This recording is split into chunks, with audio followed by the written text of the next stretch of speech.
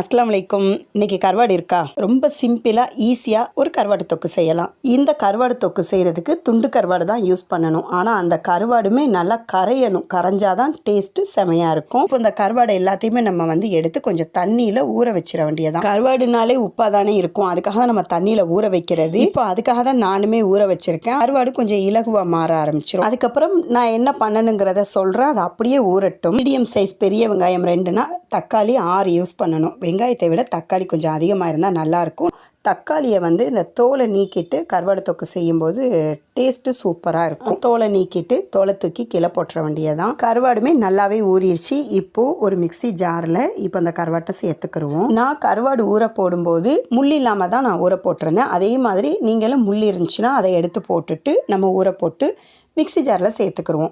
இப்போ எதுக்காக மிக்சி ஜாரில் சேர்க்குறங்கிறத நீங்கள் கண்டுபிடிச்சிருப்பீங்க. அதை கொஞ்சம் நல்லா அரைச்சி எடுத்துருவோம். நான் காட்டுறேன்ல, இந்த மாதிரி நல்லா அரைச்சி எடுத்து வச்சுக்கிடுவோம். பார்க்க சூப்பராகவே இருக்கும். இதுக்கு சின்ன வெங்காயம் யூஸ் பண்ணலாம், பெரிய வெங்காயம் யூஸ் பண்ணலாம். நான் பெரிய வெங்காயம் தான் கட் பண்ணி வச்சுருக்கேன். வெங்காயத்தை விட தக்காளி கொஞ்சம் அதிகமாகவே நான் கட் பண்ணியிருக்கேன். இது நம்ம புளி சேர்க்க போகிறது கிடையாது. வெறும் தக்காளி, வெங்காயம், பச்சை மிளகாய், கருவாடு தான். தக்காளியில் உள்ள புளிப்பு தான் இந்த தொக்குக்கு டேஸ்ட்டாக அதிகமாக காட்டும்.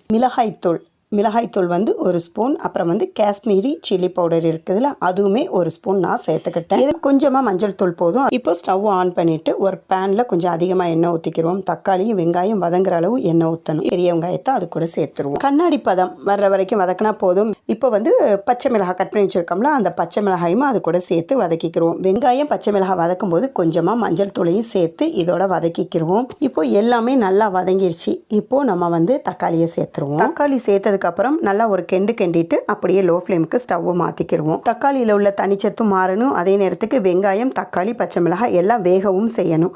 அந்த தக்காளியுடைய தண்ணி சத்துலேயே உங்களுக்கு எல்லாமே வெந்துடும். இப்போ தக்காளி எல்லாம் சேர்த்து நல்லா வெந்ததுக்கு அப்புறம் எடுத்து வச்சு அந்த மிளகாத்தூளை சேர்த்துக்குவோம். மிளகாத்தூள் சேர்த்த உடனேயே தக்காளி வெங்காயத்து கூட சேர்ந்து மிக்ஸ் ஆகிற அளவுக்கு நல்லா வதக்கிக்கிடுவோம். அரைச்சி வச்சுருக்கோம்ல கருவாடு, அது கூட இப்போ சேர்த்துக்கிற போகிறோம். கருவாடு சேர்த்த உடனேயே ஒரு கிண்டிக்கிடுவோம்.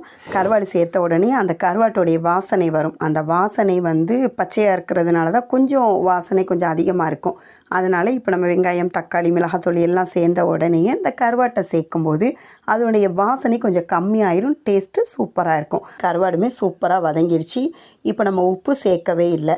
இப்போ உப்பு பார்த்து தான் நம்ம உப்பு சேர்க்கணும். டேஸ்ட்டை பார்த்துட்டு உப்பு இல்லைன்னா இந்த மாதிரி தூள் உப்பு சேர்த்துக்கிறணும். இப்போ இந்த கருவாட்டு தொக்கை என்னென்னத்து கூட சாப்பிடலாம் அப்படின்னா, மிளகு ரசம், தேங்காய் பால் ரசம், பழைய சோறு, சாம்பார் சோறு, அப்புறம் இடியப்பம், எல்லாத்துக்குமே இந்த கருவாட்டு தொக்கு சூப்பராக இருக்கும். இதே மாதிரி நீங்களும் ஒரு நாளைக்கு ட்ரை பண்ணி பாருங்கள். கண்டிப்பாக உங்களுக்கும் பிடிக்கும். தேங்க்ஸ் ஃபார் வாட்சிங்.